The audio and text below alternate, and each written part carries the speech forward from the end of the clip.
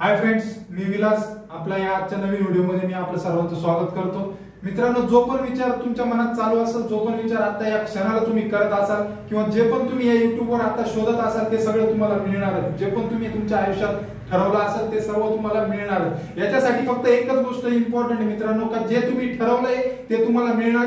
हा सकारात्मक दृष्टिकोन, हा पॉझिटिव्ह दृष्टिकोन तुमच्या स्वतःमध्ये बिल्डअप झाला पाहिजे. आणि तो बिल्डअप करण्यासाठी मित्रांनो कंटिन्यू तुम्ही स्वतःशी बोललं पाहिजे, का जे मी ठरवलंय ते मला मिळणारच. आणि त्यावेळेस जेव्हा तुम्ही असं बोलाल का जे मी ठरवलंय ते मला मिळणारच, त्यावेळेस तुम्ही तुमच्या प्रयत्नांमध्ये किंवा तुम्ही जे प्रयत्न करताय त्या प्रयत्नांमध्ये तुम्ही थांबणार नाही. कुठलाही प्रयत्न हा तुम्ही पॉझिटिव्हपणे कराल. फॉर एक्झाम्पल मित्रांनो, जेव्हा थॉमस एडिसन यांनी बल्बाचा शोध लावला, त्यांना जवळपास 1000 वेळा प्रयत्न करावा लागले. 1000 वेळा त्या गोष्टीसाठी त्यांना पुन्हा ट्राय करावा लागला आणि त्यावेळी 1000व्या प्रयत्नाला त्यांना यश आलं. मित्रांनो, आपण असं म्हणतो की 1000व्या प्रयत्नाला त्यांना यश आलं आणि 999 वेळा त्यांना अपयश आलं. पण स्वतः थॉमस एडिसन म्हणतात की मी 999 वेळा हे प्रूव्ह केलं का ही गोष्ट केल्याने बल्ब हा पेटू शकत नाही. विचार मित्रांनो, यावरून आपल्याला असं दिसतं का माणसाचा पॉझिटिव्हनेस, माणसाचा पॉझिटिव्ह दृष्टिकोन हा किती महत्वाचा असतो आणि हा किती इम्पॉर्टंट असतो त्याचं ध्येय, त्याचं यश त्याला गाठण्यासाठी.